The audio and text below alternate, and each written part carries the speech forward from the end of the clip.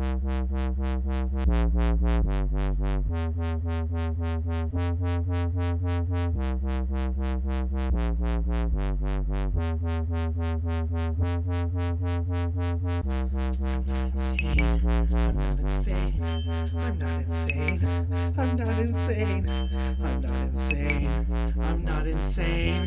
not insane!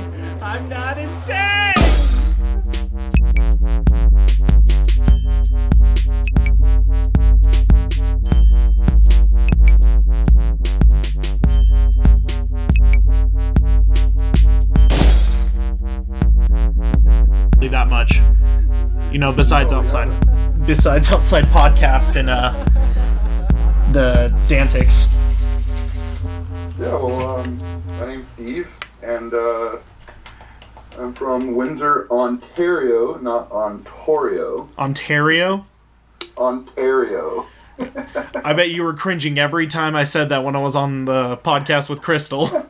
I'm surprised she didn't say anything. I don't know.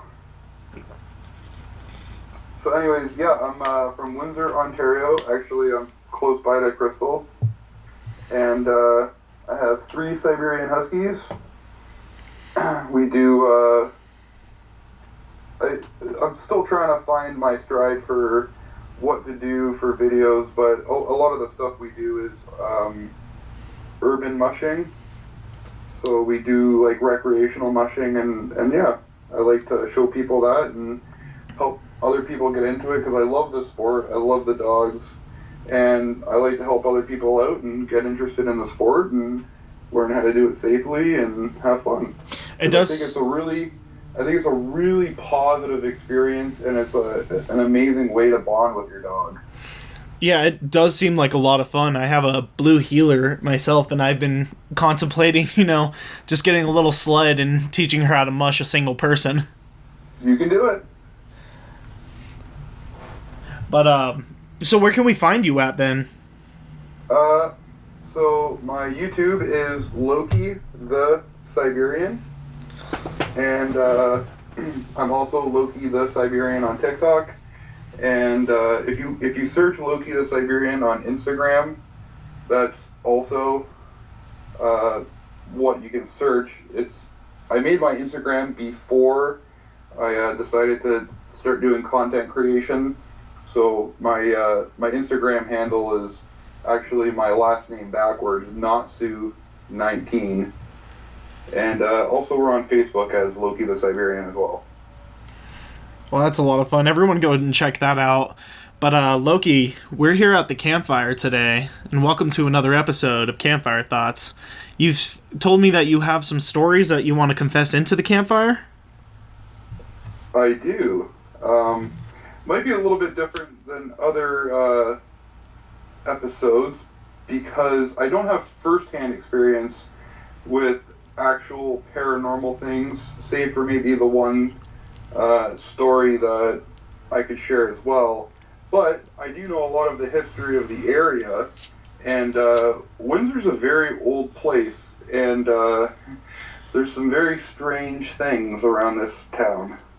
Yeah, I even have a little sub-article in here about the Duff baby household that we can go into. But yeah, that's one of them. So I hear that that Windsor is the oldest town in Ontario, correct? Ontario, sorry. Yeah, so Windsor is the Windsor area, because Windsor wasn't formally established until I think the 60s, but the Windsor-Essex area is the longest continuously inhabited area west of Montreal in Canada. And Windsor includes, it was Essex, Old Sandwich Town, and a couple of other different cities, correct? Tecumseh, LaSalle, Lakeshore, Stony Point, Amherstburg. There's even further out, you got Colchester. Basically, on the bottom of Ontario is like a peninsula that comes out, and we're surrounded by water. So to the north, west slightly, we have Lake St. Clair, and then that feeds into the Detroit River. which separates us from Detroit, and then the Detroit River feeds into Lake Erie, which is our shoreline to the, that would be the northeast. And all the towns are lined along the water, obviously, and it's actually, back before it was even inhabited by Westerners, indigenous people used it as a hunting ground and also settled here as well. So that would just be like I've never been to Windsor, of course, so I'm assuming that it's a lot of mountain range and forestry. So they were like hunting like elk and deer and that type of things? No mountain range at all. We're completely flat. It's probably an 8 or 9 hour drive to the nearest mountain. But yeah, there's at the time it would have been deer, a lot of really good fishing here too because of all the water. I see. You guys don't get into any trouble fishing on Lake Erie, do you? Because that borders the U.S., doesn't it? Yeah, so the rules are a little bit different for Canadians than it is Americans. Because I actually have a Sea-Doo. I don't go fishing, but I go out on the water all the time.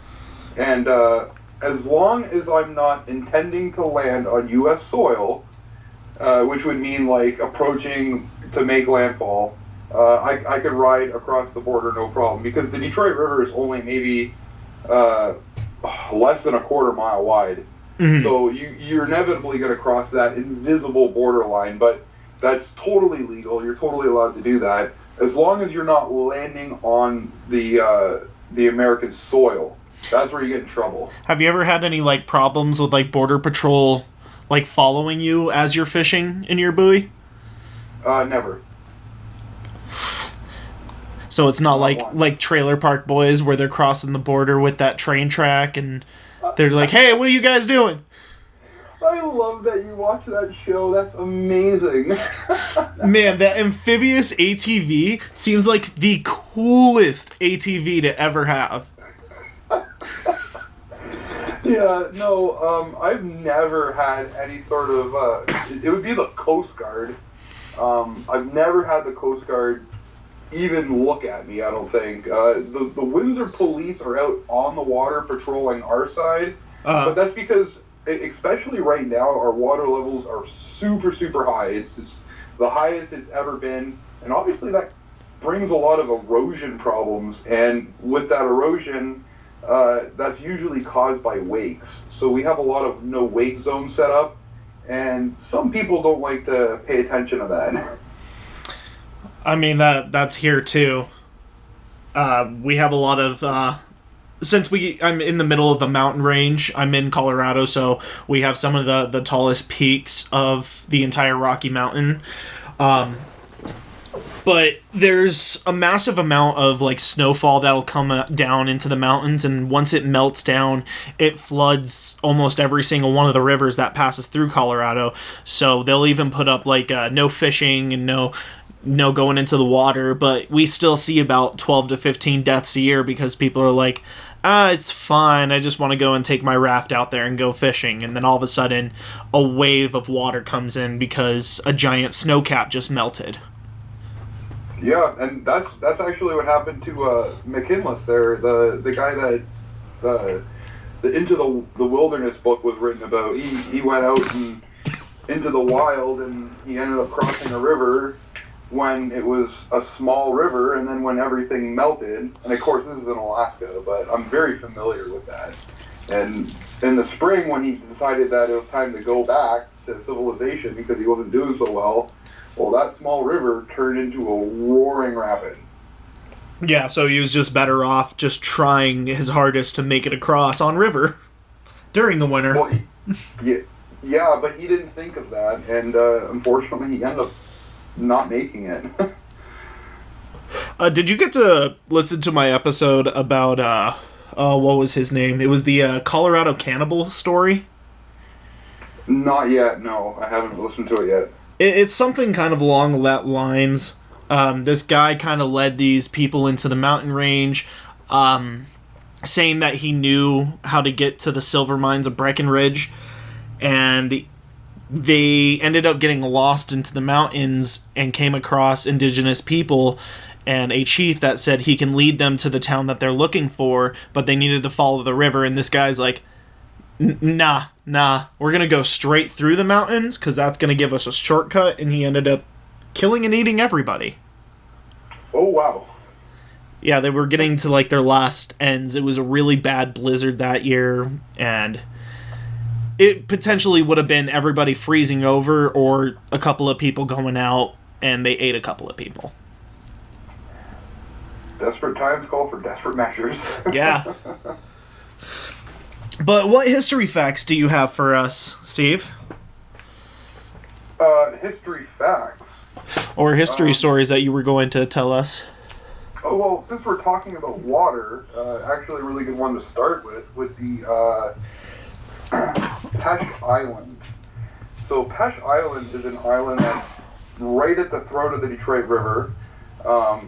Lake St. Clair obviously feeds into the Detroit River, and there's a small, swampy, marshy island. And there's actually stories, indigenous stories about it, but it's cursed. It's cursed. Or so they say. It's cursed. So a very famous person in Windsor, at least, have you ever heard of Weiser's whiskey at all? Or Canadian Club whiskey? Yeah, I've heard of a Canadian Club. Okay, so a man named Hiram Walker, he came to Windsor and he decided to start a distillery, a brewery, and he made rye whiskey. It's actually my favorite whiskey, by the way. It's great whiskey. Canadian whiskey is probably the best whiskey in my mind. It's really good whiskey. I like it a lot.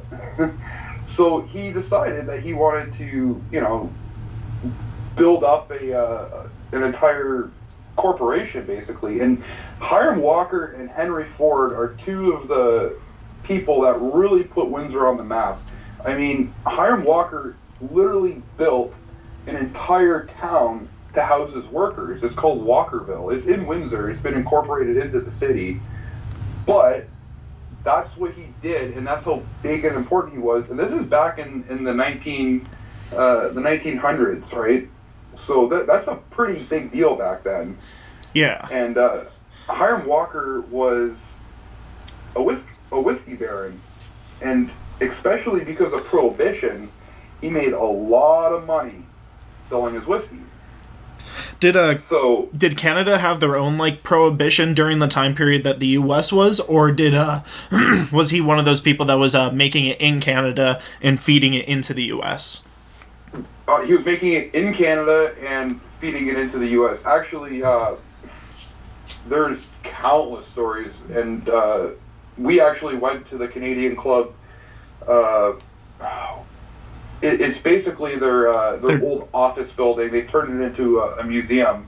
They actually have a room down in the basement. It's a vault, basically, and there's bullet holes in the wall. And Al Capone would go there and meet with them so that he could bring whiskey back across the border. Oh, that's really cool. We were a huge bootlegging town, and a lot of whiskey went across the river. In the wintertime, what they would actually do is they would drive Model Ts packed with whiskey across the ice at night. Whoa, that's sketchy. Yeah. Could you just imagine all the Model Ts that are probably at the bottom of the river over there? I could definitely imagine that there's quite a few. They've actually found, in the actual museum that I was just talking about, they have bottles that they've recovered from the bottom of the river that ended up getting dumped out because they're going to get caught, or, a Model T or whatever went into the water. And they actually have 120-year-old, well, not 120, the 100-year-old whiskey that they found at the bottom of the river. 100-year-old whiskey. Ooh, I bet that's really, really fine. I bet it burns so bad sniffing it. Well, I haven't tasted it. It's they demand quite the premium for that because it wasn't intentional, right? They didn't store it. Oh, wait. You're saying that you can buy some of it while you're there? You can buy a shot of it? Not of that whiskey. You'd have to find a dealer that has went diving and found the bottle and kind of sold it on his own. The Hiram Walker Corporation, they keep that stuff for their own collections. Yeah, I was gonna say, if they're just giving that out, that's not gonna last long. I'm gonna go there with, like, I don't even know how much money it would be, but I would make it possible just to drink the whole thing. So, obviously, Hiram Walker was a very wealthy man. Mm. And he had decided that he wanted to build himself a town not a summer home, but he wanted to make a secluded home on Pesh Island. It's a very, very small island, but it's in the middle of the river. Yeah, I'm looking at, like, the map for it, and it's just dead center. Yeah, it's right there. It's just upstream from Belle Isle, which also has a history as well, but that's American. Pesh Island's Canadian, and then Belle Isle is American. So, what had happened was there was a family that was living on that island previously.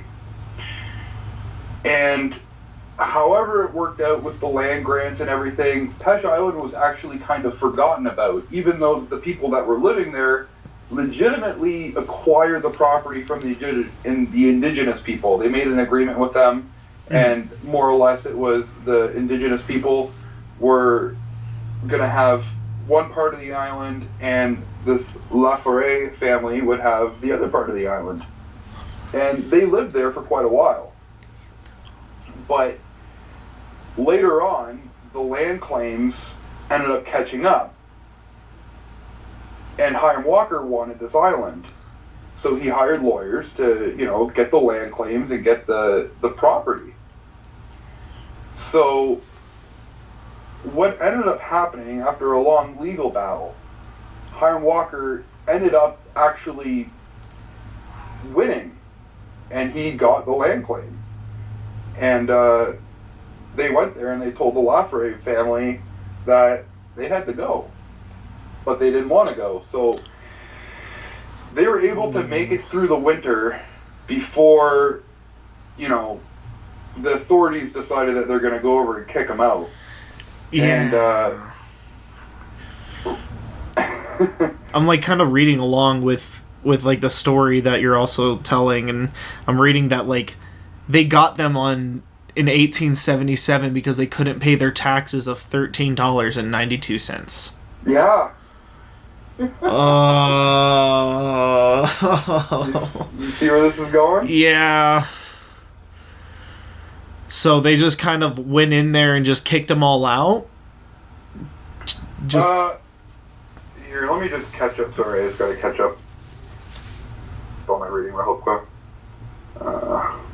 Yeah, so... Yeah, the case was settled and the Hall estate was authorized by the Supreme Court of Canada to give the Laforets a 1/3 share of the $7,000 that Walker's son paid to the estate. Leo Laforet died on September 26th of that year. According to the Laforet descendants, a group of Walker's men forced their way into Rosalie's home and made her and the oldest boy sign the deed over to the Walkers. In Laforet's article, he writes, Walker's men threw $300 on the table and told Rosalie to be out by spring of 1883. Wow. So that winter, while her and her family were away in Detroit on business, somebody came onto their property and ruined their winter stores. Obviously, their winter stores being their supplies of food. Back then, there was not really the concept of grocery stores, right? Yeah. So when it came time to leave, Rosalie got down on her knees and cursed the Walkers and the island. Quote, "No one will ever do anything with the island." Oh.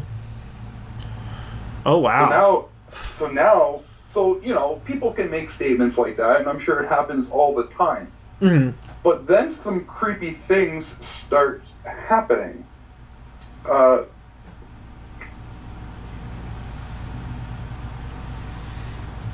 Hiram Walker spent years developing it, right?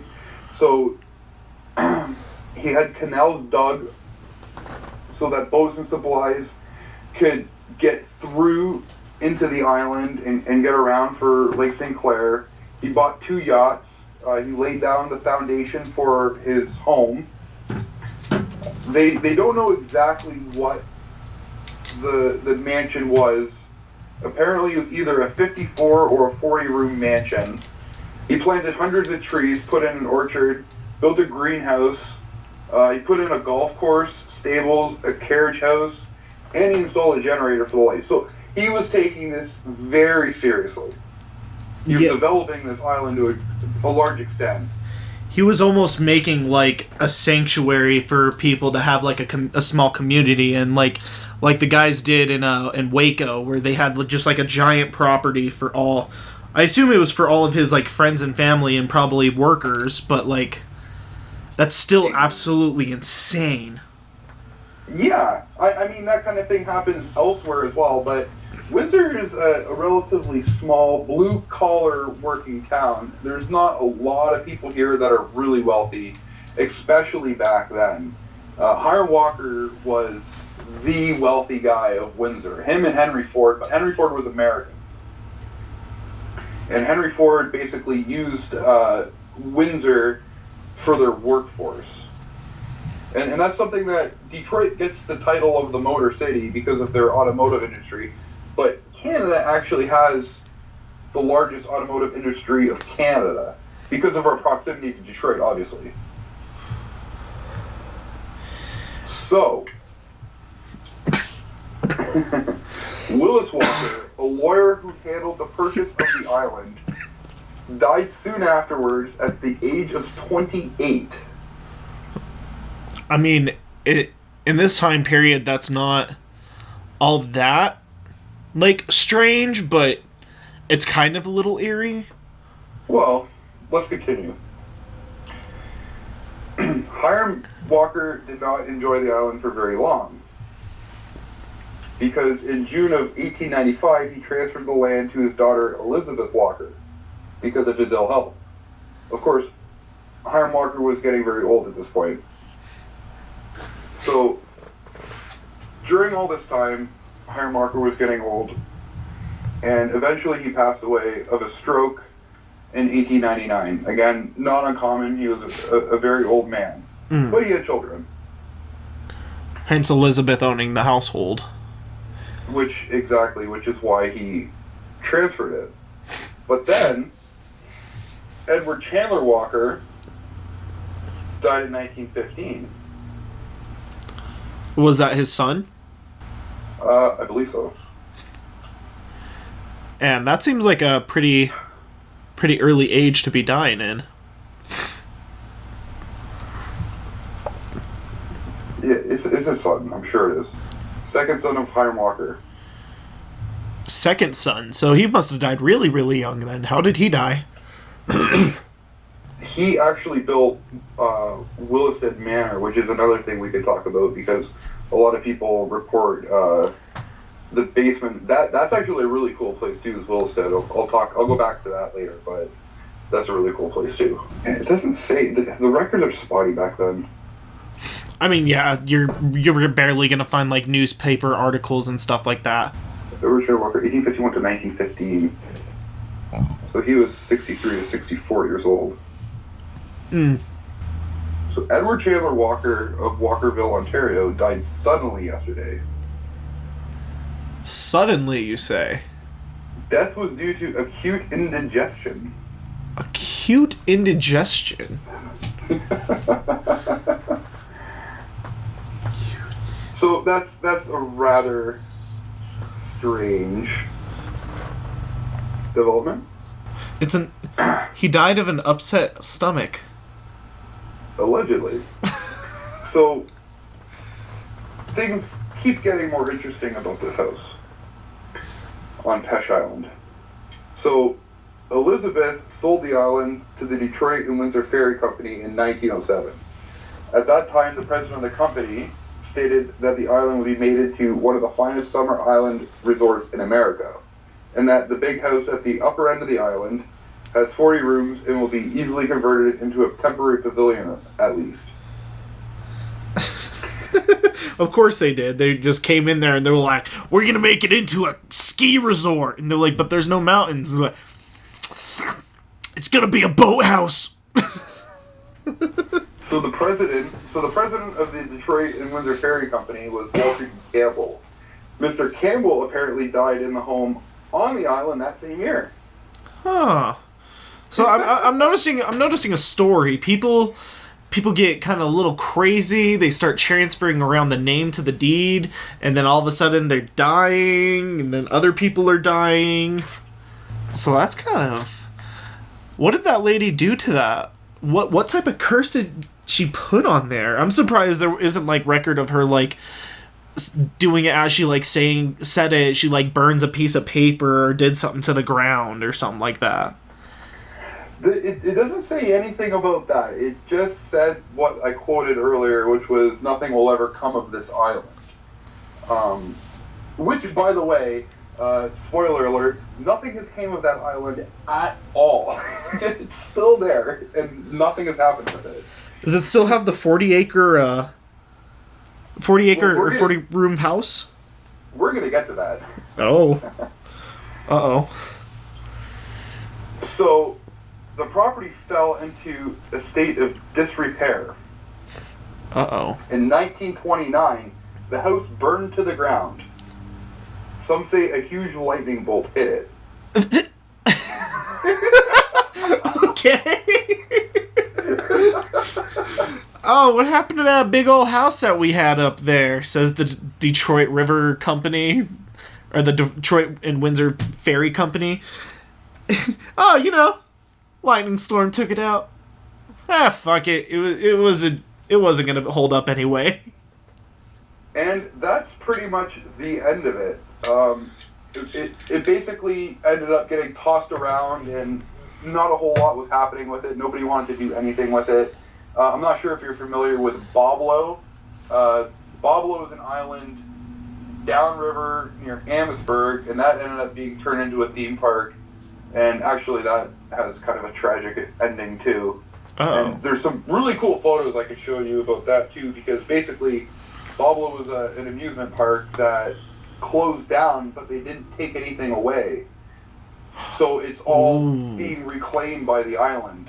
It's really, really cool to look at. Oh, that sounds awesome as heck to go and do it. That's on the U.S. side or the Canadian side? It's on the Canadian side. Ooh, I'd get my passport to go to see that.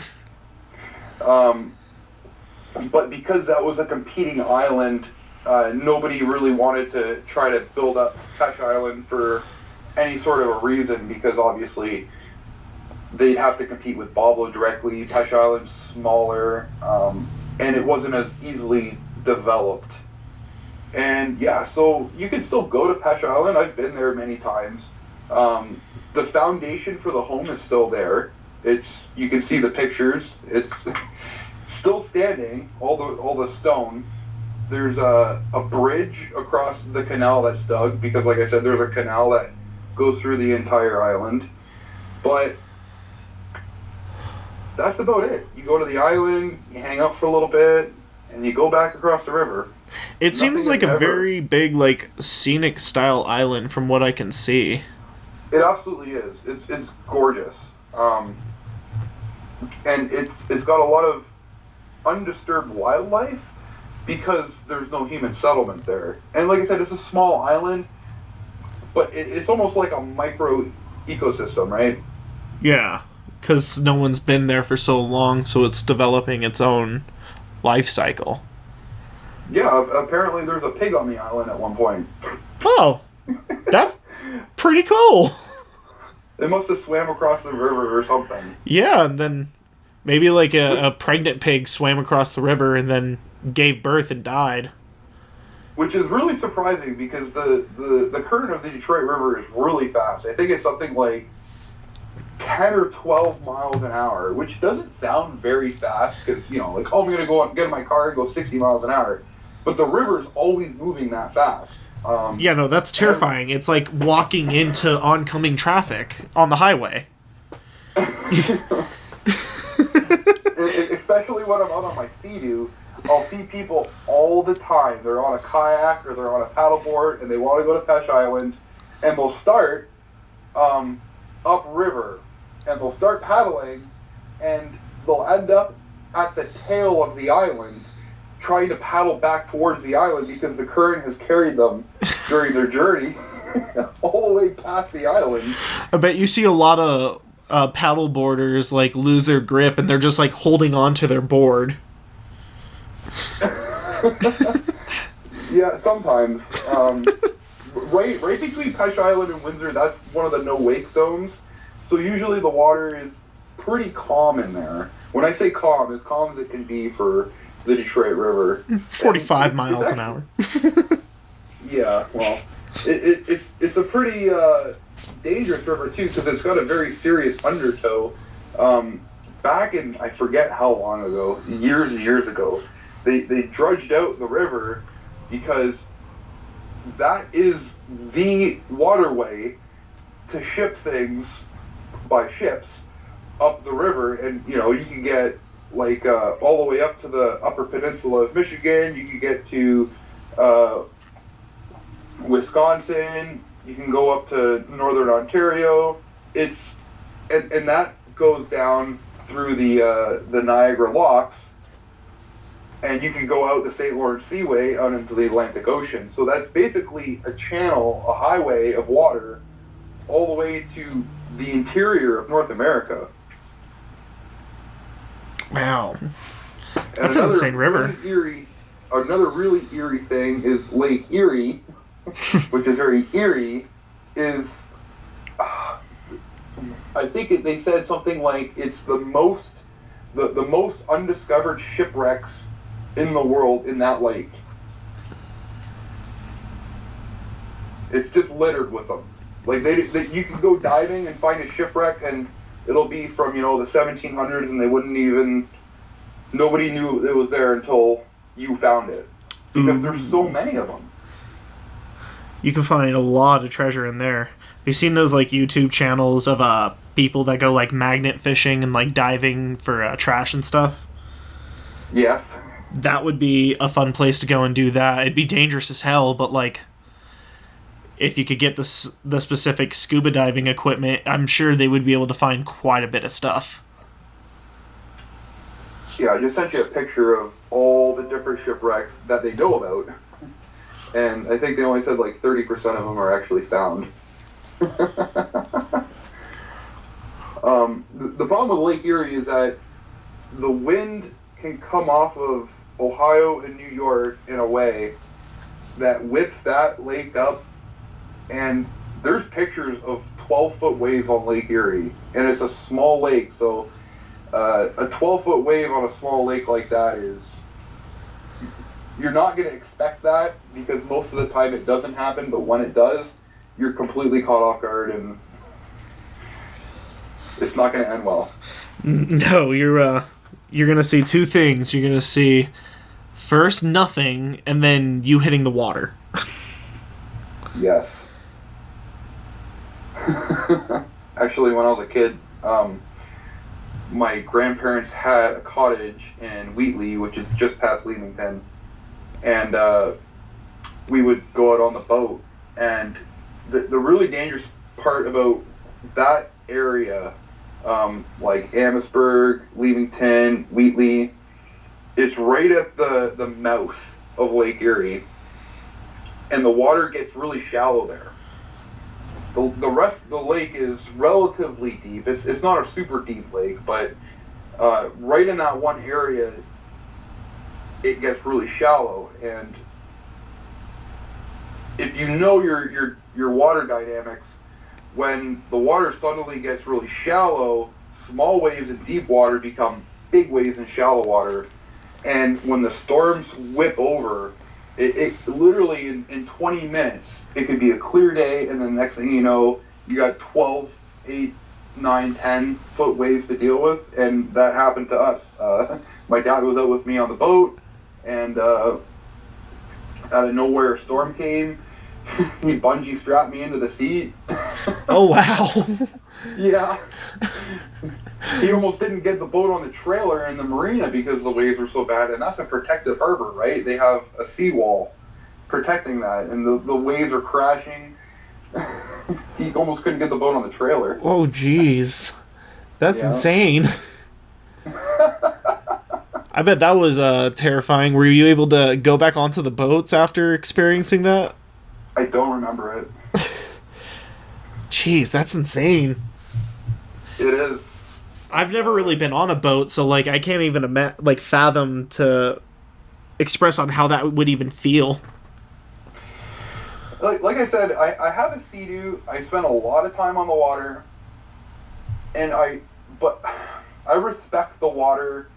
Of course, I wear all my protective gear, etc., etc., etc. Like you should. There's been a few times that I've been out there, and it's like, it's not so much because the water is rough, because let me tell you something, riding a Sea-Doo in the rain, not a good idea.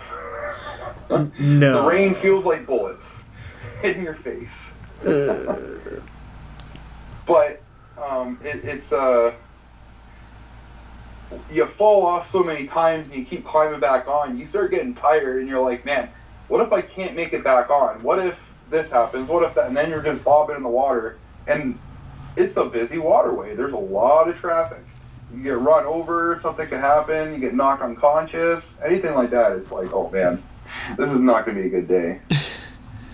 So let's go into this other house that you were talking about when we were talking about Walker. I think you said it was like Harrison Ford's household, or Harrison Ford's manor? Williston Manor. Williston Manor. Williston Manor. Oh, let me send you a picture of this place. Uh-oh. Super cool. This place is so cool. And cool in all the best ways. So, like I said, this house was, again, built by the Walkers, who are obviously cursed, as we figured out. Because they like to just run into people's houses while they're sleeping and force them to sign documents. Yeah, that worked out well for them. Probably a lot of shotguns. Molotovs.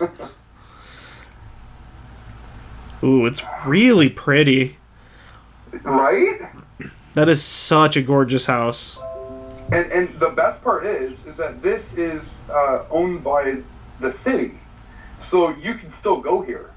Did this become part of that Windsor Heritage Project?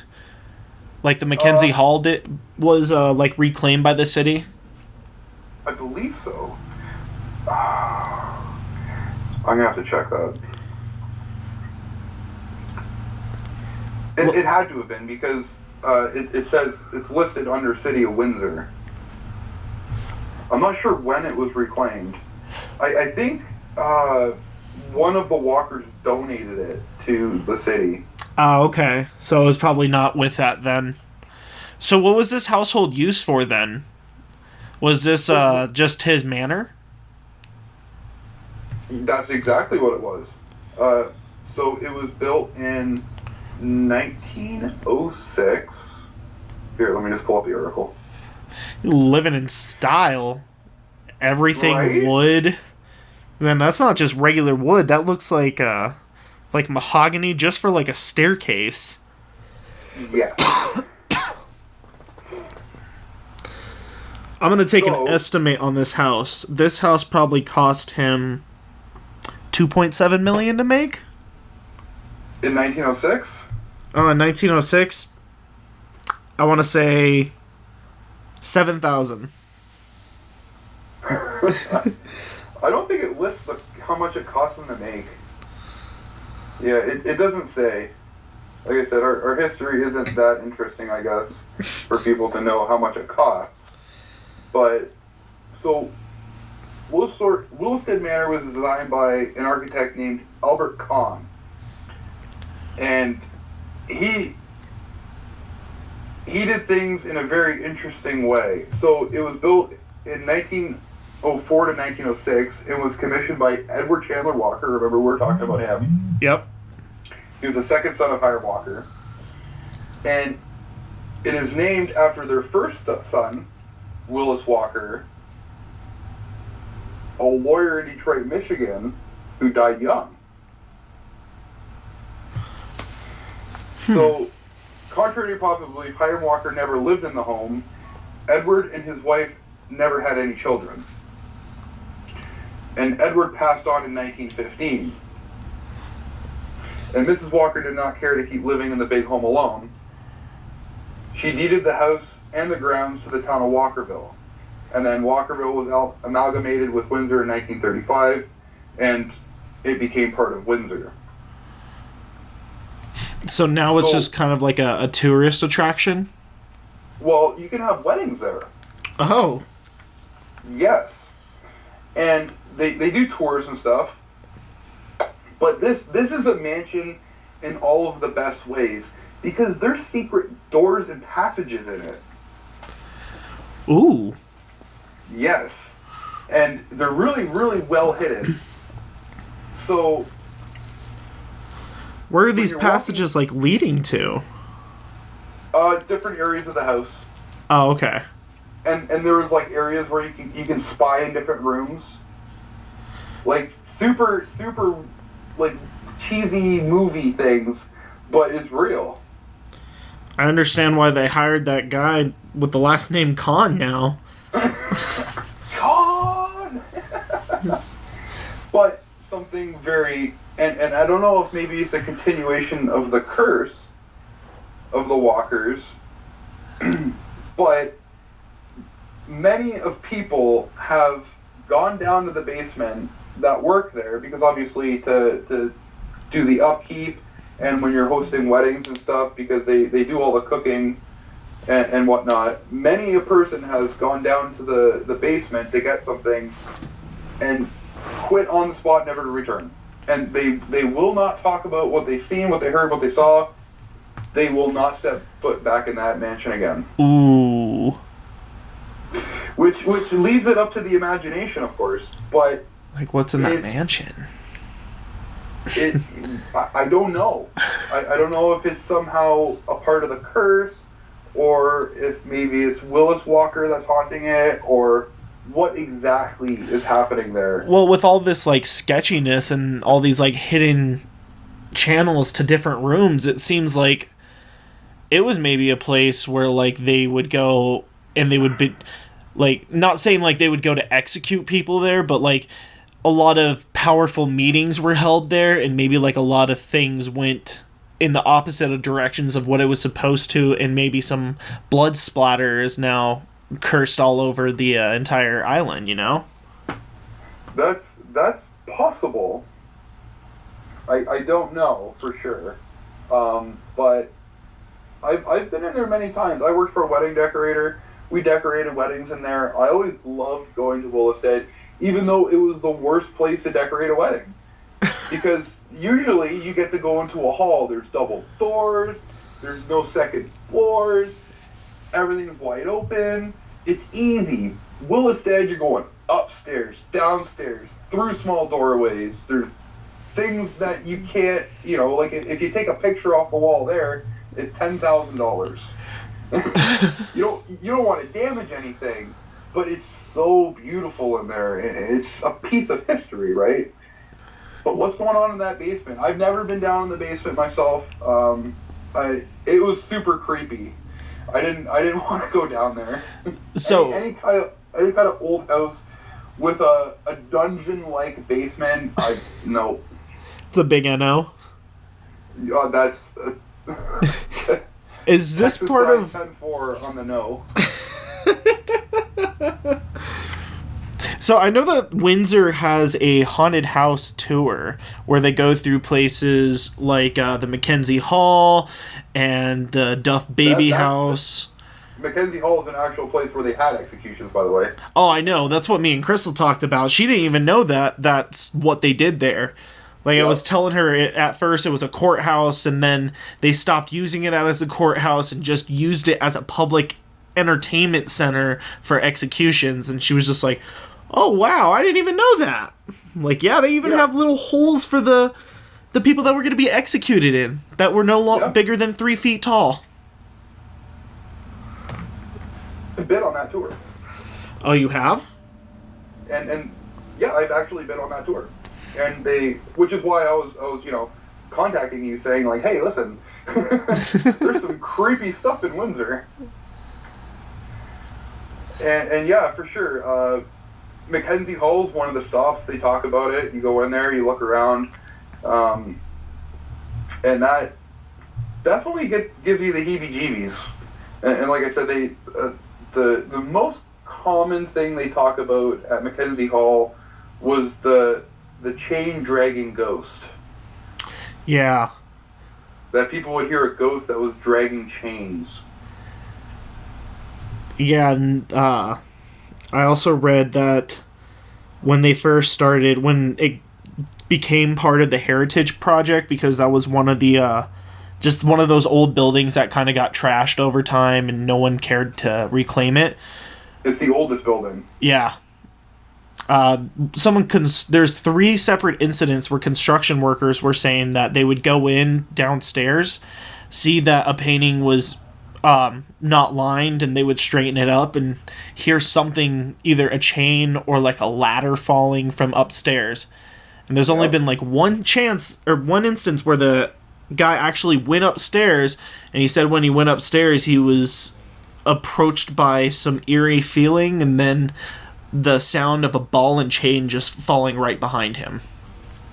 Yep. I'm not sure if there's a difference in culture in Canada, that maybe we're more skeptical or we're reserved for maybe jumping to conclusions, because a lot of the stories are more descriptive instead of dramatic, if you know what I mean. Mm-hmm. And I'm not sure if that's because we have maybe a slightly different culture than some other places that are, like maybe Salem or... I mean, us Americans are known to be a little bit overdramatic, so I can see that, but, we still have that culture here, too, that's where there's just a whole bunch of people that are going to try to disprove theories like that, and they're going to be like, oh, that's not possible, that didn't happen, that's no way, get real. Like, I'm sure I can find, my co-host that's normally on with us, he's one of those guys that he believes in, like, ghosts and stuff like that, but he doesn't believe in, like, ghosts. He believes in more, like, cultural spirits, like kaijus and banshees and stuff like that. Yeah. But I bet you we could take him to the Mackenzie Hall, not tell him about it, and then afterwards tell him the story of it, and he would be like, no, that's not real. I didn't feel anything there. Nothing like that's real. I'll tell you, Adrian, I'm a highly skeptical person. I'm here to tell the stories. I'm not here to say whether or not it happened. And I don't have a whole lot of paranormal experiences. And a lot of the times when something happens, I go out of my way to say, this, and this are possible explanations that are not supernatural.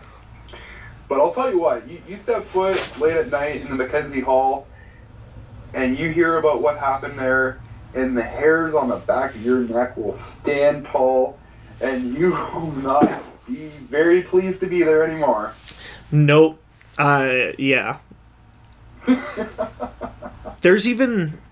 Was it the Mackenzie Hall that has the dog? No, that's the Duff Baby House. That's the Duff Baby House. It's actually very close to the Mackenzie Hall.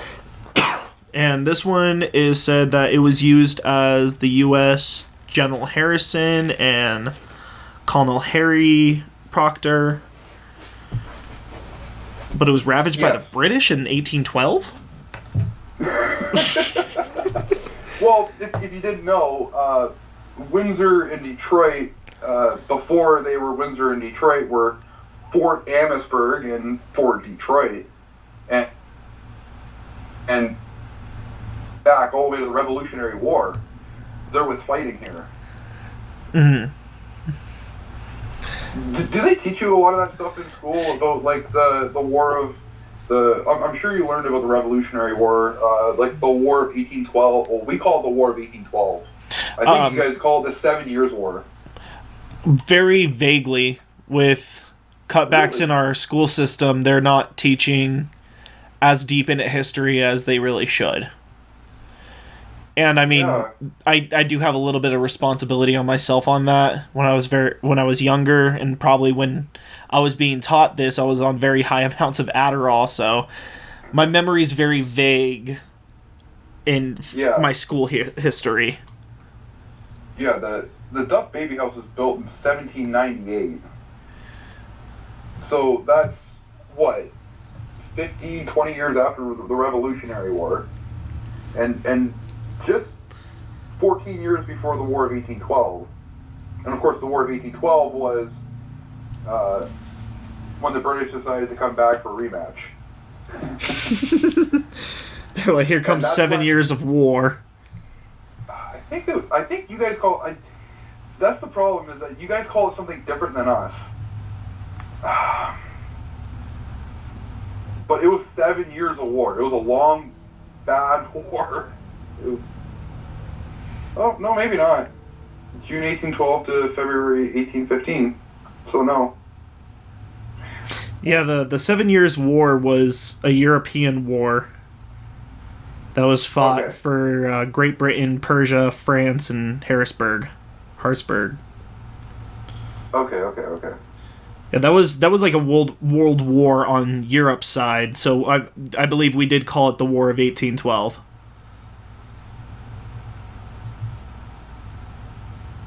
Yep. Yeah, that's what we did. So you got... The War of 1812 is when we burned down the White House. Yep. Yeah, I did learn about that in school. That's the part where they mostly focused on, though. They didn't focus on, the British trying to take back some of the land. They just focused on, the British came in and they destroyed the White House. That's not divisive at all.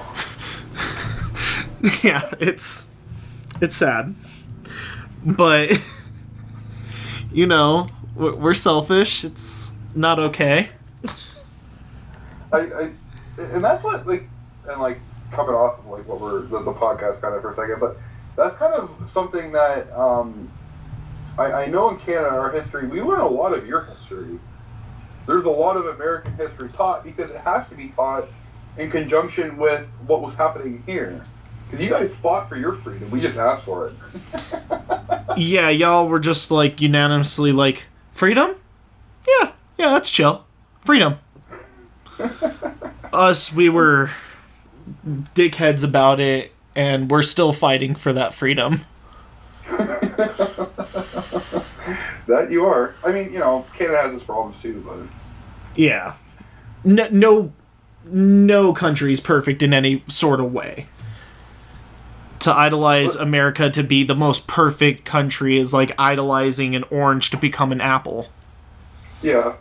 Canada's pretty cool. It's got its, it's got its pluses, it's got its negatives. A lot of taxes. There's a lot of taxes. I pay a lot of money in taxes. Yeah, I've seen that, but I mean, you guys, your internet's 1,000 megabytes per second for only $70 freaking dollars. Seems like your taxes may be high, but everything else seems a little bit cheaper. Well, no, everything is more expensive. I don't know why the internet is so much cheaper. That's weird that it's so expensive for you in Colorado. But the big thing is not socialized healthcare. I will not use the word free healthcare because it is not free. It's socialized, and I like it. I will not trade it for anything in the world. And I appreciate the fact that anyone in Canada, if they're sick, doesn't matter what their socioeconomic status is, they can go to the hospital and be treated. Yeah, and that's something that... And they won't pay anything out of pocket. That's something that we should be using worldwide, and I agree with it completely. Even though it makes your taxes a lot larger, I'd rather pay at the end of the year so every single person has the same right as me to go to a physician when we need help. Yeah, absolutely. And there's lots of things we can do to improve it. I mean, there's a lot of waste, there's a lot of nepotism inside of the hospitals. And you know what? You'll see it a lot in how some of the more right-wing media outlets will talk about our healthcare system, where they'll say that there's long wait times. Kind of like I had a hernia, I don't know, like 12 years ago, or so they thought it was a hernia. I went to an urgent care. I didn't go to the hospital. I went to an urgent care. They sent me for an ultrasound. I had the ultrasound. And then my family doctor called me and said, "You have a hernia. I'm going to get you in with a specialist." And then urgent care called me and they said, "Okay, we're going to book you with a surgeon." And I said, "Well, I'm going to wait to see who's first." And it was with my family doctor to see a specialist. It was a 9-month wait just to see him. And then with the surgeon, it was a 1-month wait to see them. So it was going to be like a 1.5-year ordeal to see the specialist and get the surgery. Whereas if I went with the surgeon that the urgent care was putting me with, it was just going to be, maybe a 6-month affair. And I mean, seems pretty... That seems almost fair. It seems like a lot more workforce needs to be put into, like, the economy, in that certain economy to help. But... Well, if there's something seriously wrong with you, you'll get bumped up. Like, if you have something that is dangerous, then you're going to get bumped up to the head of the line, right? Yeah, I'm sure that if you get stabbed, they're going to be treating you right then and there. Yeah, absolutely. Absolutely. You go to the ER, you're which, actually, another thing with Windsor that's really beautiful, I think we had like an 18-month period where there were 0 murders in Windsor. That's very nice. I know, it's so lovely. So there is violence, of course. People get shot, people get stabbed. It's not a common occurrence, but yeah, you go to the hospital and you're in right away. It depending on the severity. It's just like any ER, just like in the States, like you go to the ER, you get triaged, and then based on the severity of what you have, you go in. The only difference here is that a lot of people go to the hospital for things that they shouldn't go to the hospital for. Like, they don't feel good. They have the flu, but they're going to go to the ER. Yeah, and that's going to take them... They're going to be like, oh, okay. Well, that'll be a year. Hope you get better. Call me in a week and tell me if, We'll get back to you about a specialist in about a month, but if you don't feel this way in 5 days, give us a call. Exactly. Take some vitamin C tablets and make sure you eat some soup.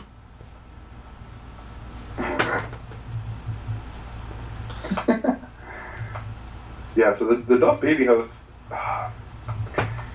it wasn't as creepy as Mackenzie Hall, I don't think.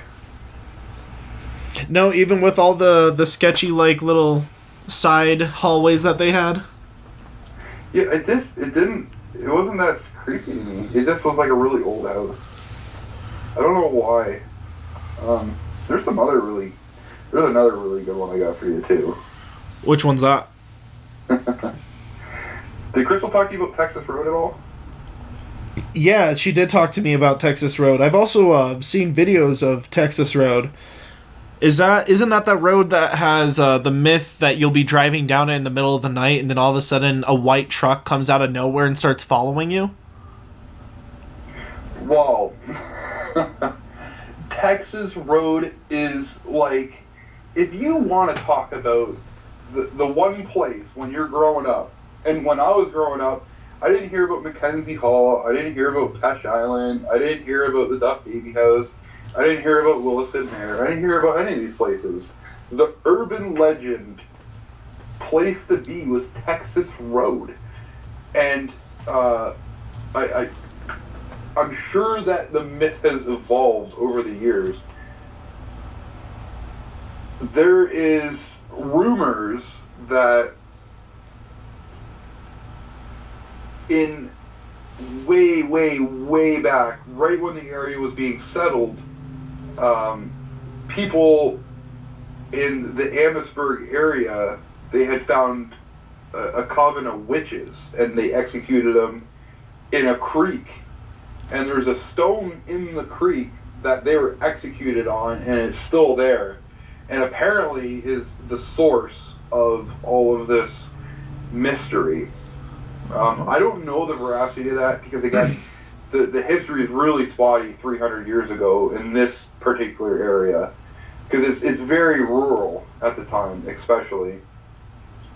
But the most common thing that you'll hear about Texas Road, and like you're saying, Crystal was saying, a truck following you, what the actual story is that a man took his wife out to Texas Road and beheaded her. And what will happen is you'll be driving down Texas Road, and when you get close to this one area, conveniently where the witches were executed, your ignition in your car will shut off, and when your vehicle comes to a stop, you'll see a woman that is headless crossing the street or walking in the field or doing something and holding her head. Oh, wow. And I'll tell you this, especially in Amherstburg, it's a very creepy atmosphere, especially in the late fall. Because right at night, you'll get a fog rolling in. It's a rural area. There's no one around if you yell and scream. It's pitch dark. You can't see nothing at all. It's creepy there. That sounds creepy. It is. Actually, my aunt lives on Texas Road. I stayed out there many times. And again, there's because I work for a wedding decorator, there's a hall that we would decorate weddings at that's just a few hundred feet away from that creek there that everyone always has so many problems at. It looks like a very eerie creek. Like, there's a lot of thin trees around, a lot of brush.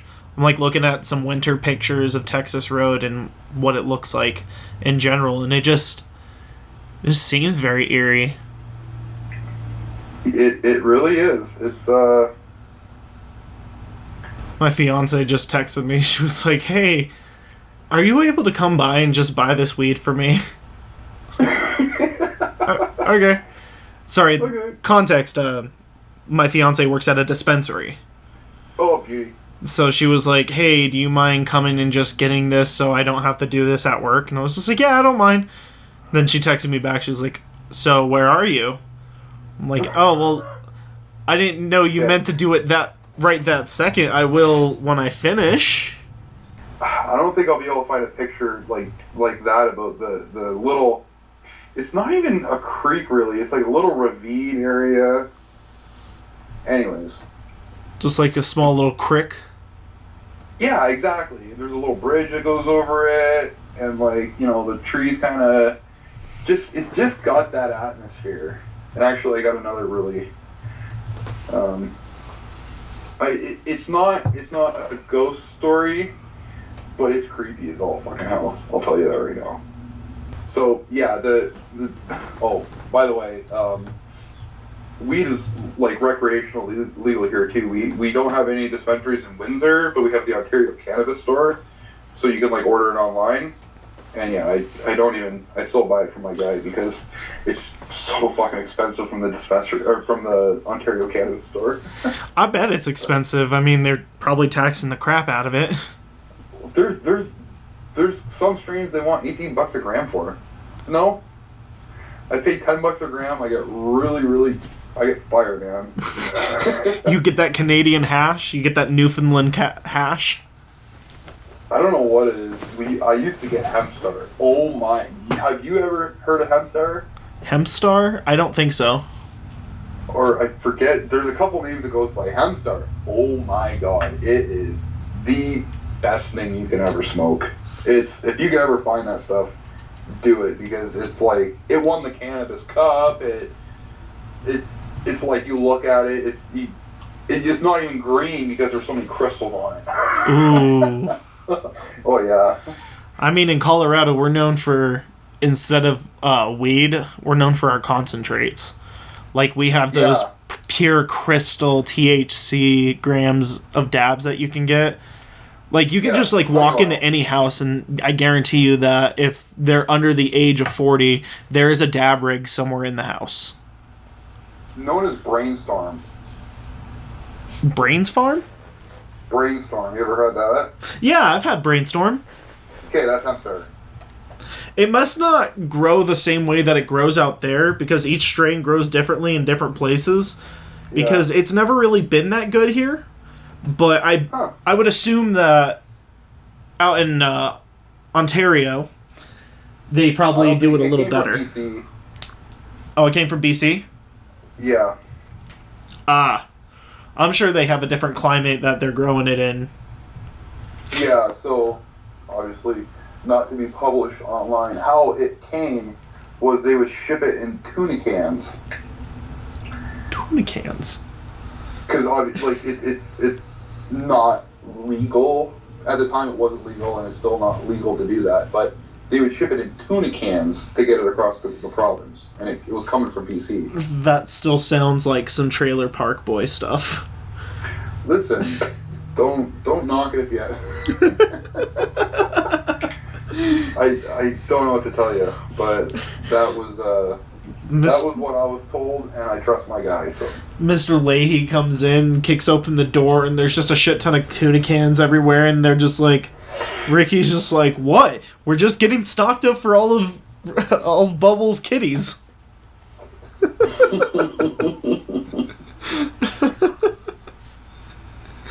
I mean, that's not, like, that crazy, to be honest. They do that here with Mexico, too. Even with it being recreational in over 38 states. Yeah.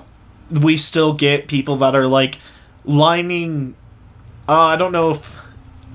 Oh, what kind of car is it? It's those Grand Tours, those Dodge Grand Tours.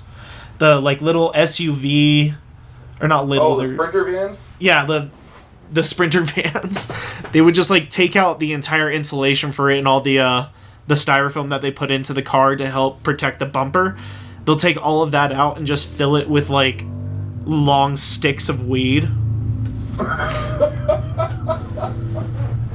Don't even take it off the stem. No. It's just a branch of weed with nugs just on the end of it. They cut off all the fan leaves, but just leave the nugs on just like the horse cock at the frickin' stem. Oh, man. It's probably brown, too. Oh, yeah, definitely. My ex-stepdad, he was from Leon, Guanajuato, which is a city out in Mexico. It's towards the southeastern part of Mexico, next to the water. It's a giant cauldron. But he would get pictures in from his dad when he was living with us, and he would show it to me, and it's just like him and his 4 sons just holding just sticks of weed. He was just like, if you ever need the hookup, let me know. I can get you some shit from Pedro. But like... And I'm not being racist. That was his brother's name. His brother's name was Pedro, Alejandro, Gerardo,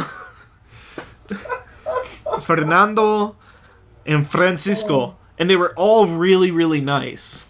Like, everyone was really, really nice. His dad was really nice. But... Oh, it was just like the nastiest, darkest, blackest, and brownest looking weed with these giant stems in it. It looked like a firework or like a cattail. Yeah. It was gross. My buddy used to get this stuff. He called it Asian weed. I always suspected that it came from Mexico, and it was brown. It was nasty. It was leafy. Not good. The only thing it was good for was making honey low. Yeah, it's very, very resiny from what I've heard. Yeah. Well, we would buy the honey oil converters, and we would... Because my buddy basically put himself through university selling weed. Nice. And so he'd come over with all the shake, because he'd buy like a keepy at a time, and he'd come over with all the shake and make honey oil. That's still really nice. I had a buddy that, he grew his own stuff out here in Aurora, and I used to go to him until he started charging more than the Colorado taxes. Oh, yeah. But, I would always go to him, and whenever I would go to help him trim, because he would ask me, like, hey, you want to come smoke some weed and just trim up the plants with me? I'd be like, oh, heck yeah, man, let's go do it. So, be trimming it, and he'll keep all these, like, leaves, and I had this, like, mini washing machine that I had for all my clothes initially. He told me to bring it over one day, and he had, like, 12 bags that were all microfiber slotted hole bags. Mm-hmm.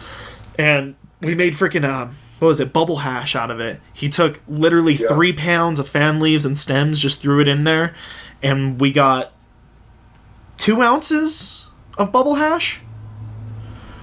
And we just started making bubble hash joints, and I don't remember the rest of the day. We did we did the butane method. So we had the butane extractor, and you get like a Pyrex dish, and you just basically fill the extractor, and then you pump and then the butane strips all the THC crystals. Yeah. Off, and it drips out. And then after you extract it, you keep doing it until you're done. And then what you have to do after that we learned that we didn't learn the first time we did this, which is very important to learn, is that you have to put the Pyrex dish in warm water after to boil the butane out of the resin, because the butane will get trapped in the resin. And when you smoke it, it pops and it pops like and then your chest is on fire. Well, it pops when you're smoking it. As long as you got all the butane out, your chest would be on fire. Most of the time, it would always be like, I'm gonna take a hit of honey, and you drop a dab, you smoke it, and you just for like 5 minutes, and you can't breathe, and you're so high. It's like, where am I? See, we've noticed that in Colorado, like, a lot of companies are taking the easy way out, and they'll, like, half-ass boil the butane out of it. So you go to take a dab, and sometimes you're able to take the dab, you inhale it, you exhale, and you cough a little bit, and then you're just like, okay, that's cool. But there's some companies that you could just tell they just went way too quickly in it, and you take that dab, and you're just like, I can't breathe! I always found the best way to do it was you would get ash, and you'd fill a pipe with ash, and then you drop the dab on the ash, and you smoke it that way. That was the best way to smoke oil. Ooh. You ever do it that way? I've never done it that way. I've done the sketchy ways, butter knives, hot knives. Yeah. I've done hot knives. Yeah, no, that's the worst way to do it. I've taken a dab similar to like hot knives off of a car engine. That's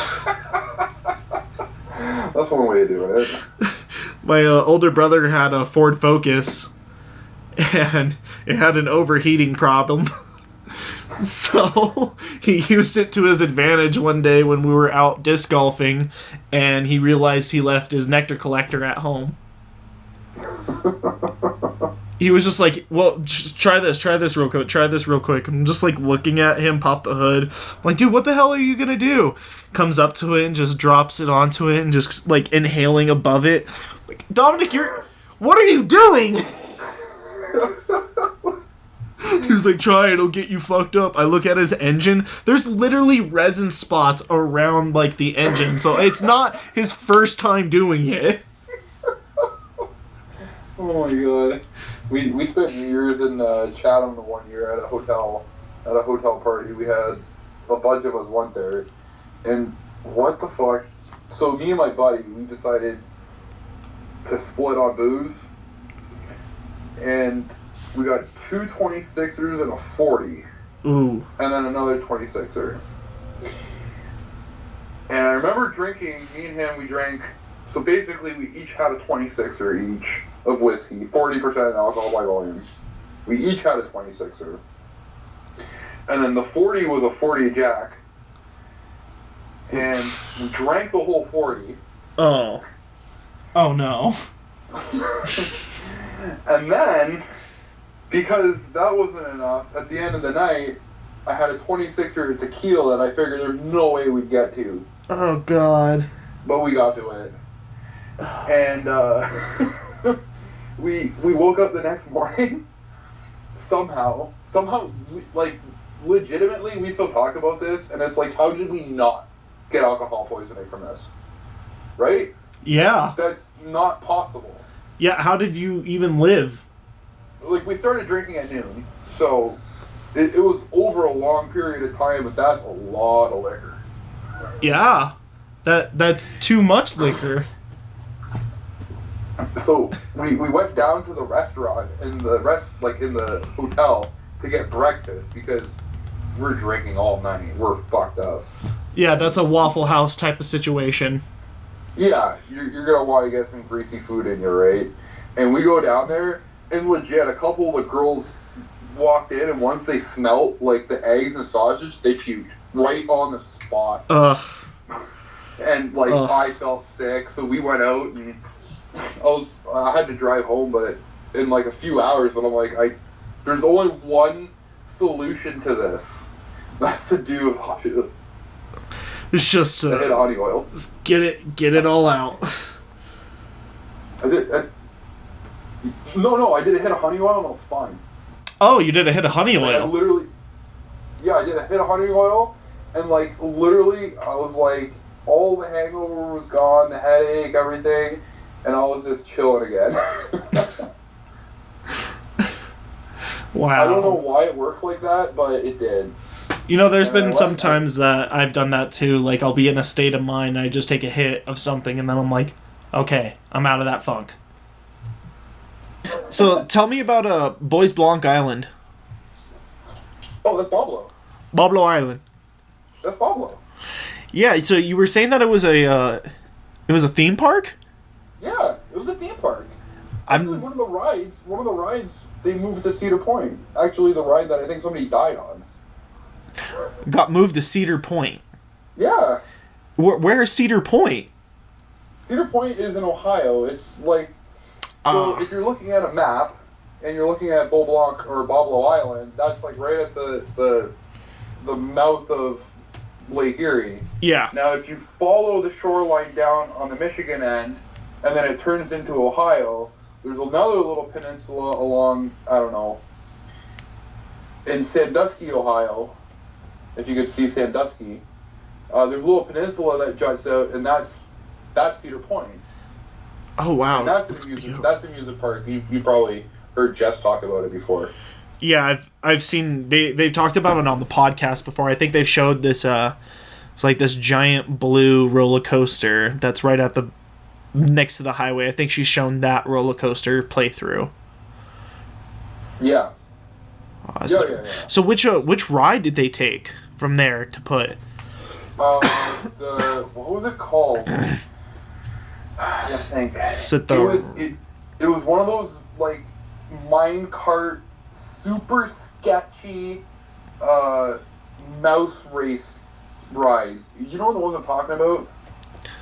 I'm trying to do some looking to see if there's something like that. Is it maybe the Mean Streak? No. That's the No. That one looks insanely sketchy. It's 100% wood, and it's a minecart. The only reason I know what they're called is because of frickin' Roller Coaster Tycoon. But I know what they're talking about, right? Because it's Steel Vengeance. No. That's just a new one. My bad. Yeah, it's a really small ride. It might not even be there anymore. Yeah, I'm not going to be able to remember the name, and I don't know if I'll be able to find it. But yeah, there's a. Oh yeah, they had a couple roller coasters on Pablo. That all kind of went down before I was born, though. What was it called? It was Wild Mouse Roller Coaster. Wild Mouth? Mouth or mouse? Wild Mouse Roller Coaster is a type of roller coaster. I love looking things up like this just because it immediately off the back is Theme Park Reviews YouTube channel and said Wild Mouse roller coaster that didn't kill us. Yeah, dude, no, they're like famous for killing people. Oh, we have one of these in Colorado. Yeah, they're sketchy. Oh, there's so many of them to go through. Okay, so yeah, that ride was in Boblo Island in 1965, and they transferred it in 1973. Oh, you found it? Yeah. Yeah, like, there you go. But there's never been a reported fatality from it. Okay. They probably got away with it where, like, someone did probably die on it, but they took them off and tried reviving them and then called it dead. So this way, like, they've done that at Disneyland. Disneyland has claimed that no one has ever died on it, but there have people that have passed in the park before. Yeah. Oh, they got a picture of it. Yeah, 1973. I just remember my mom telling me that somebody had died on it. So, I mean, I don't know, maybe. Wouldn't surprise me. These types of roller coasters are they're single-railed roller coasters. Yeah. How does that even work? How does that even work? Well, you die. That's how it works. I feel like ICP saying that, like, monorailed roller coasters, how do they work? No. Oh. Yeah, Boblo. Oh, I gotta find that article for you too about like all the pictures of Boblo when it was abandoned.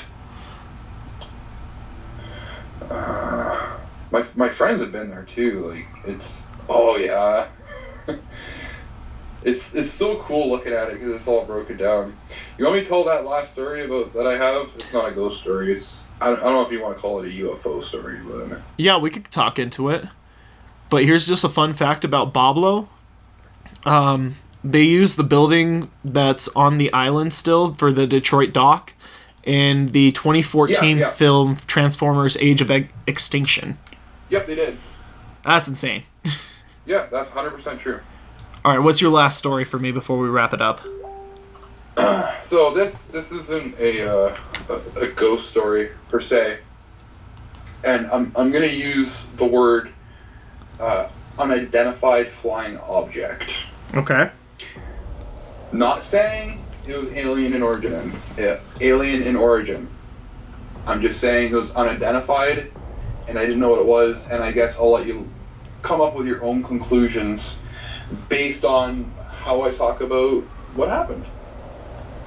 So, must have been 12 or 13 years ago, I went to a party out in LaSalle, out in Amherstburg, and we were talking about the area of Ontario, and you can see Windsor's kind of a more urban area, and then as you get out further, Amherstburg's more rural.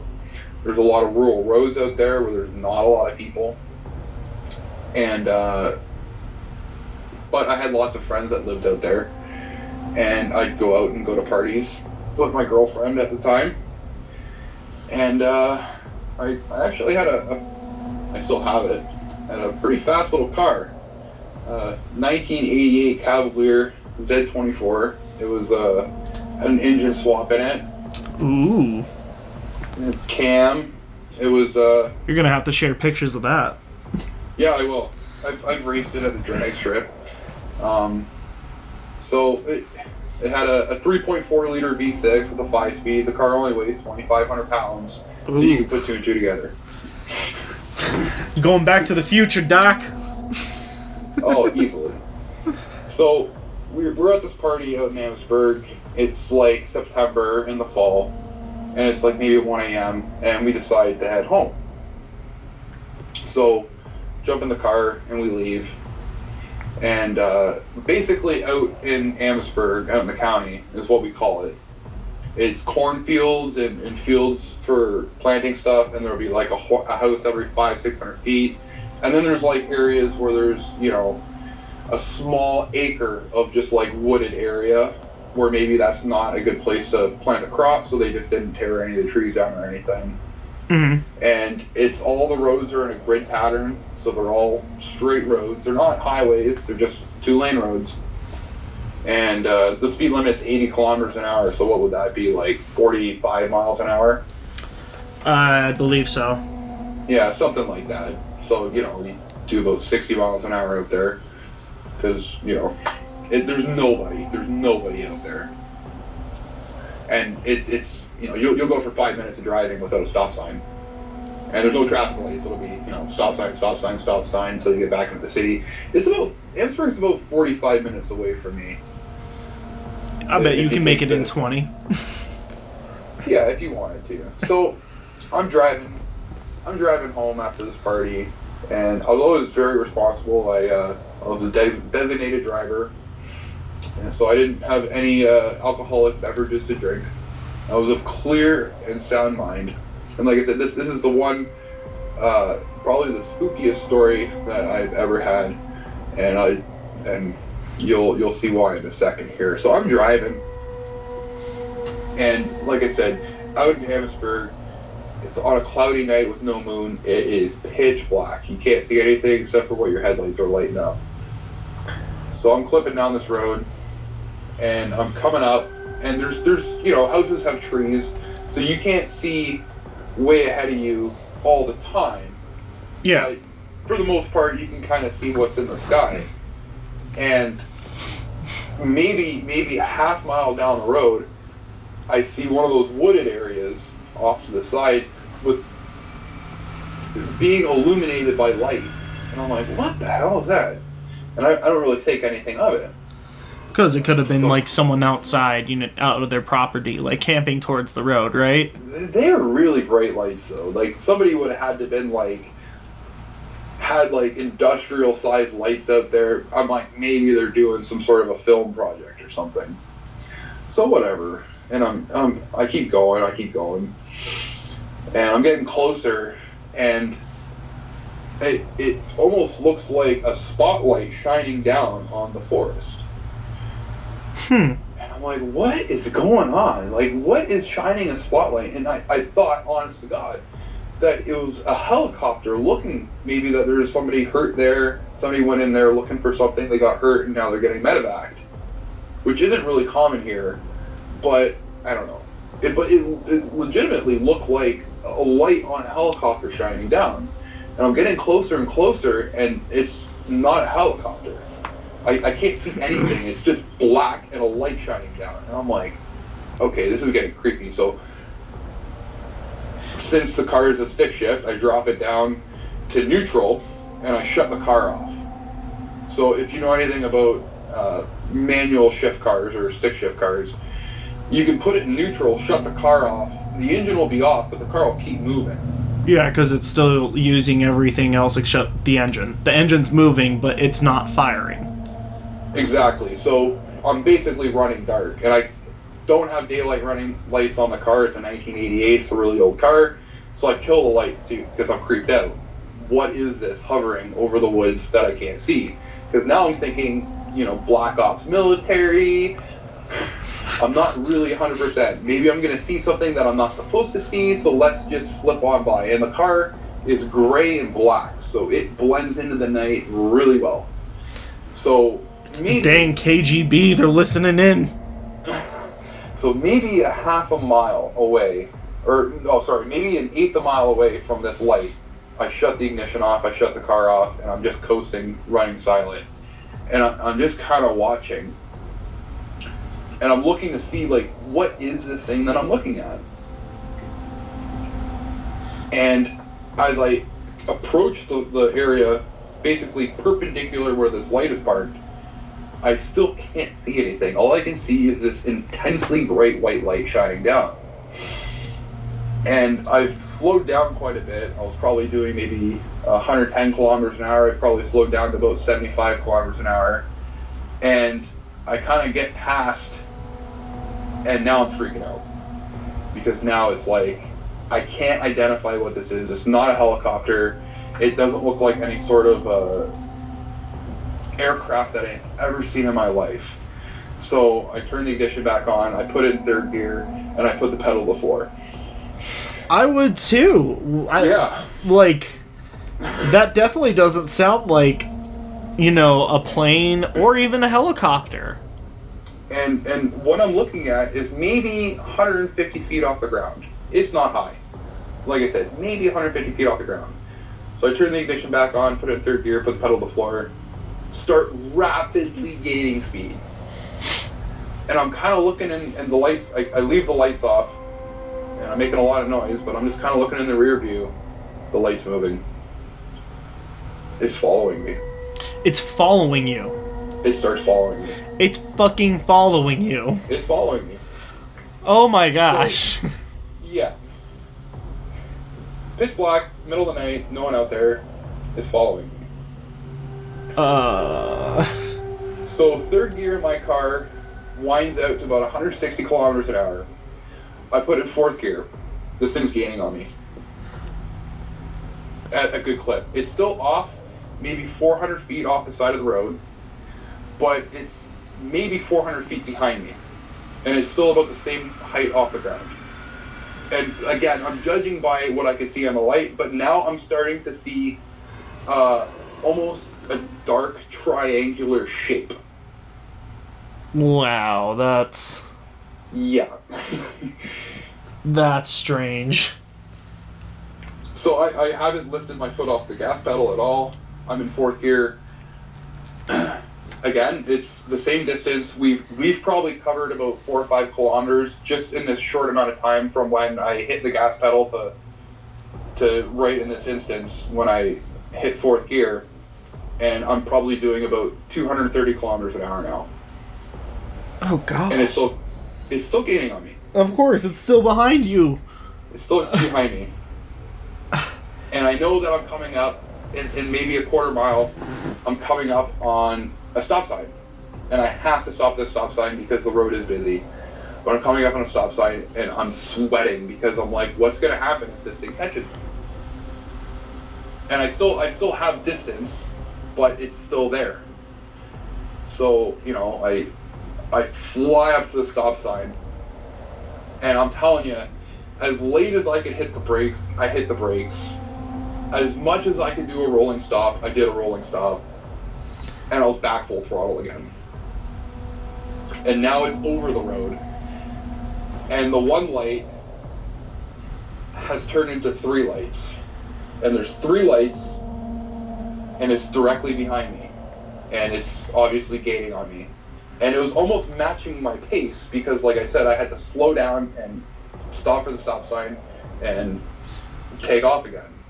So it was just like it was following you, but wanted to keep its distance still, like if it was evaluating Observing. So I take off from the stop sign, and again, maybe we're talking maybe 5 kilometers here from the time when I first passed it on the road to the time where we're at right this second when I've just left the stop sign and I'm now in third gear doing 130 kilometers an hour again. So now I'm back at 230, 240 kilometers an hour, which is, what, 125, 130 miles an hour? Yeah, roughly. I'm not going slow. And again, if I wasn't afraid of something bad happening to me, I would have never done something like this. But I was genuinely scared, and I don't get scared about things ever, but I was genuinely scared because I did not know what was following. And it's still behind me. And as I'm going, it starts drifting off the road to my left. So it started off on the right side of the road, and it centered itself on the road behind me, and it was maybe at the closest 100 feet directly behind my vehicle. And then once I got back up to speed again, it drifted off and started passing me. And again, all I could see were 3 lights in a pattern, a triangular pattern, maybe 200 feet off the ground, and it was on a bearing away from the road. But it started passing me and going past me. And at this point, I put the car in neutral again. I got on the brakes because now it's moving away from me. So I wanted, if at this point I'm thinking, what I have to do is I have to slam on the brakes, turn the car around, go the other way. Yeah. Because now if it turns around and follows me, then I know for sure it's following. You got to Vin Diesel it. Sure. I have to get away from whatever this thing is. So I start slowing down rapidly. And it's still moving off in the distance. And now it's increasing speed, but not in a linear way. And as I slow down to the speed limit, and it's still moving off in the distance, gaining speed, not in a rapid way, but it's gaining speed. You know, now it's 700 feet away from me, now it's 1,000 feet, now it's 1,400. And it starts gaining altitude, and it takes off into the night towards, I'm just going to put this out there, towards the American side of the border. It takes off into the night. It made no noise. There was no sound at all. And the girl I was dating at the time, she couldn't talk about it for weeks because it was that disturbing. And it was just, I'm not saying I was freaked out, I was disturbed because I had no idea what I was dealing with. And like I said, it's an unidentified object. I'm not saying that this is aliens. It's perfectly acceptable that maybe this is some sort of a black ops military vehicle. Yeah, it could have been like some type of drone plane from the U.S. or something like that, or even, you know, some other country. But just the triangular 3 lights that came from nowhere is just kind of baffling to think, because like they don't equip helicopters or drones with, you know, giant industrial lights. They put, you know, like an LED light on it and one LED light, but it's not like it's gonna have 3 separate LED lights unless if there's 3 separate, or it's like it's a whole convoy of helicopters. Yeah, you know, I'm a pretty technical person. You know, I do machining. I'm pretty good at estimating distances and sizes and things like that. I would say that the light would have to have been, at minimum, a 6-foot diameter light to be as bright and as big as it was at the distances I've seen them at. And I'm pretty sure there's not a helicopter that would be able to keep that directly under itself. Or the fact that it could have 3. Or the fact that it could accelerate and keep pace with me. And I totally understand that helicopters can be very fast, but those fast helicopters have jet drives on them. They have jet propulsion devices. Yeah, you would be hearing them. There's no such thing as a silent jet drive at all. No. Would be making... Actually, I was driving my car during the Red Bull Air races when the B-2 Spirit Bomber flew over me. It sounded like an earthquake was hitting me. Yeah, That's the B-2 Spirit stealth bomber. Yeah, I've heard that things that break the sound barrier sound like mini nukes being dropped on a town. Mm-hmm. I mean, I live near the, so you know how the Rocky Mountain in the U.S. side, towards the area of Colorado and, what is that? Not Idaho, Nevada. There's different miso silos that are inside the mountains. Cheyenne Mountain? Yep. Is that near you too? Yep. That's towards the eastern side of Colorado. Mm-hmm. But... Oh no, Cheyenne Mountains is in Colorado. It's near Trinidad. But anyway, we have 2 separate Air Force bases here. One of them that is the Space Control Station. Mm-hmm. And then one of them that is, you know, the main Air Force station. The one I live near is the Space Control Station, where they have part of SpaceX going to, and they also have the Air Force branch of it in there as well. But just driving by there, we see Blackhawks, we see the fighter jets, we see the helicopters. I'm going to send you something really quick here, and This is a good description of what I think I was looking at here.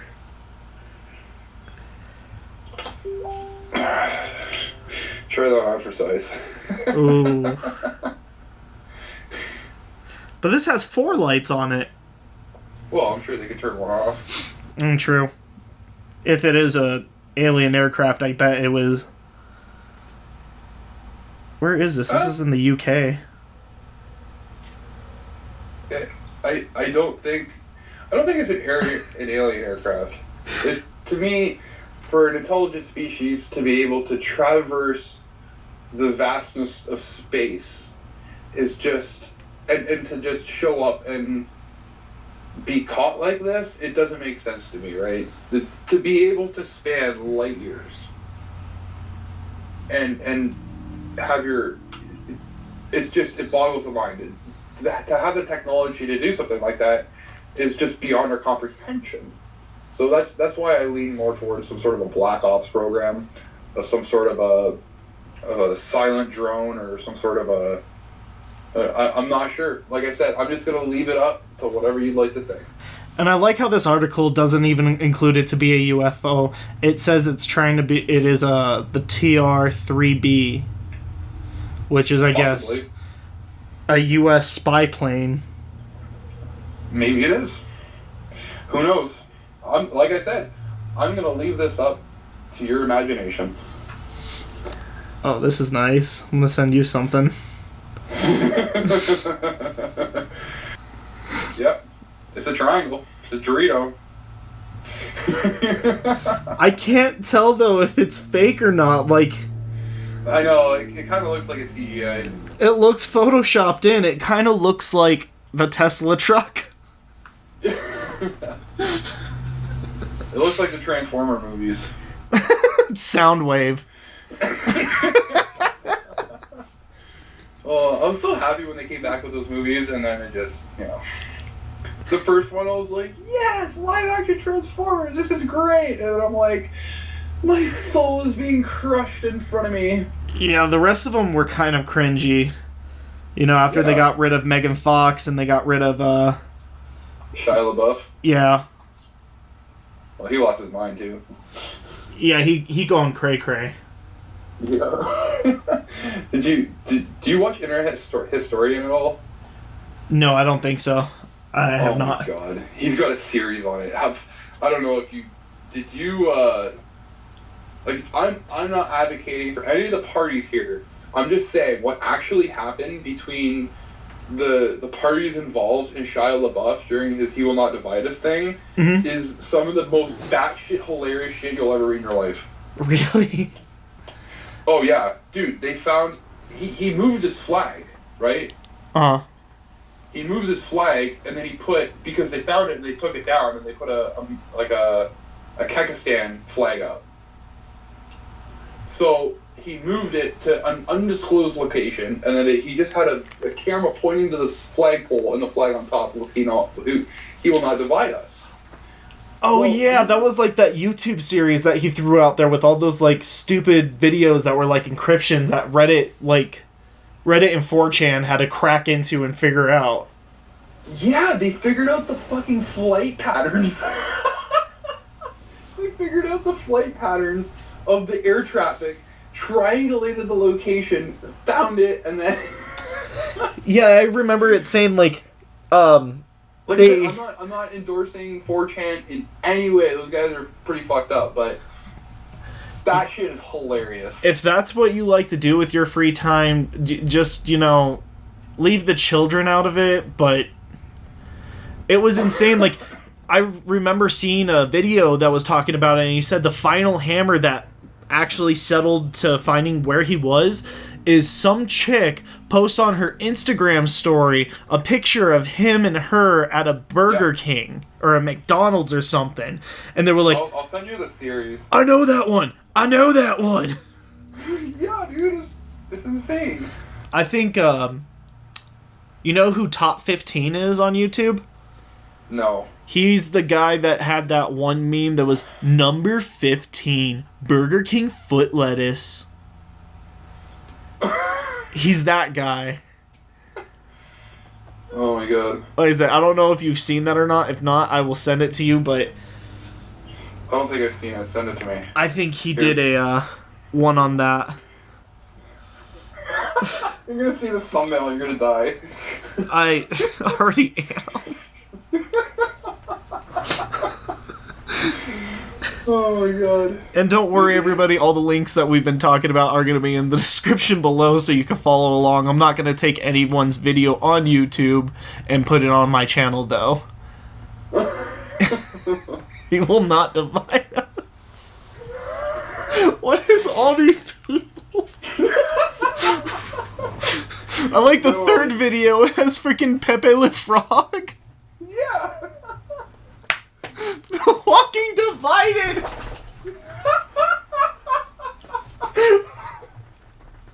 Yeah, watch this. You're gonna laugh. Oh my god. Oh, what you just... Yeah, like I said, horrible people. I don't endorse it in any way, but just this specific incident regarding Shia was absolutely hysterical. Just how seriously he took it. Yeah, he was way too serious for that. And he lost his marbles over it too. And after that, you haven't heard from him. Didn't he go and do some like art exhibit in New York where he That was He Will Not Divide Us. That was still that one? Where he put like a secret camera and like all these people started recognizing him? Yes! This is what this is. This is the He Will Not Divide Us thing. Good. It's okay. That's where the milk is white supremacy thing came from, by the way. Milk is white supremacy. You didn't hear about that either. That's, again, a 4chan thing. Look.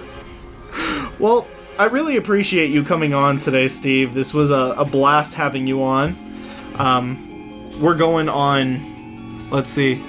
Yeah, we're just going on 2 hours right now. I'm going to have to simplify this, but it has been such a pleasure talking to you about Windsor, Ontario. Ontario, you got it. I did.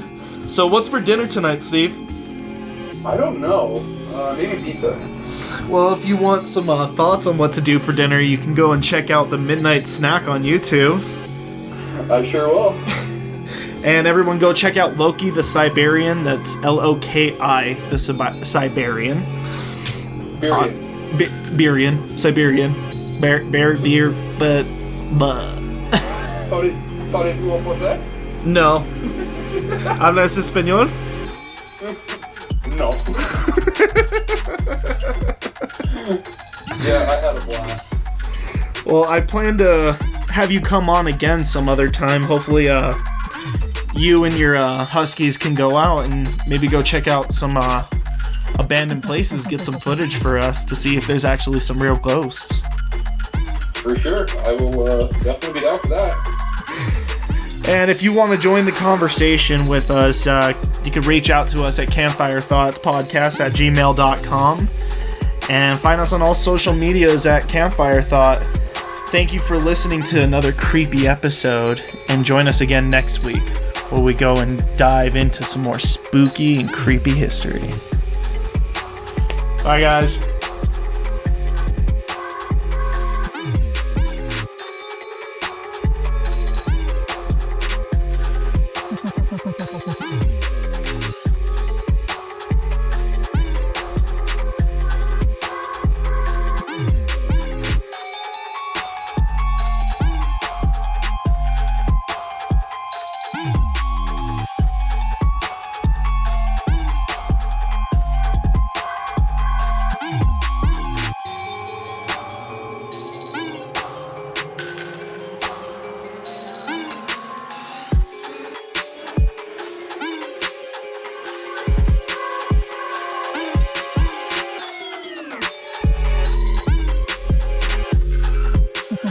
Thank you.